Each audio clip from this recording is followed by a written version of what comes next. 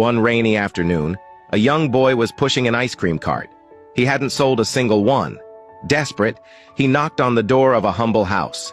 A 16-year-old girl answered. The boy pleaded, "Please, buy at least one ice cream so I can get a hot cup of coffee and warm myself up." The young girl looked at her father and asked, "Dad, can we buy an ice cream from this boy just to help him?" The father answered sternly, "No, we're not buying anything. We'll do something better."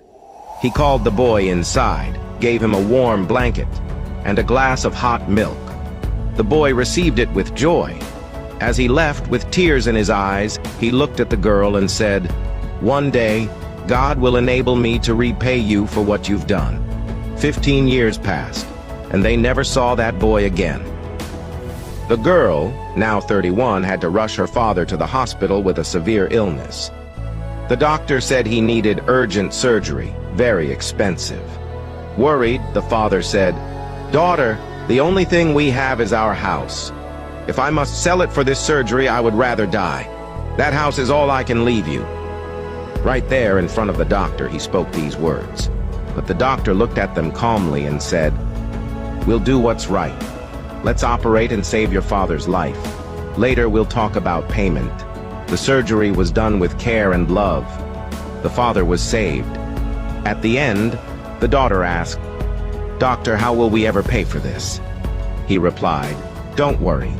The bill will arrive at your home with instructions." Days later, a letter came.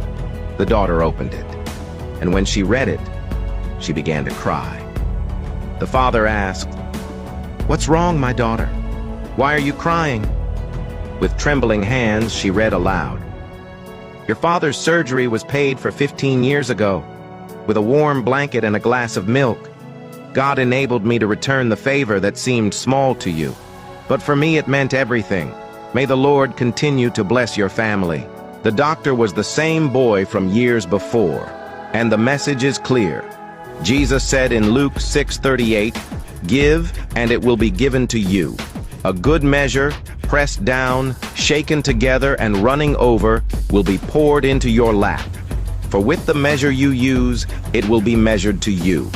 Never doubt, everything you sow, you will also reap. If you sow kindness, kindness will return to you. If you sow love, love will be multiplied back into your life. Now tell me, would you have the courage to share this message? Remember, Jesus also said, "If you deny me before men, I will deny you before my Father in heaven."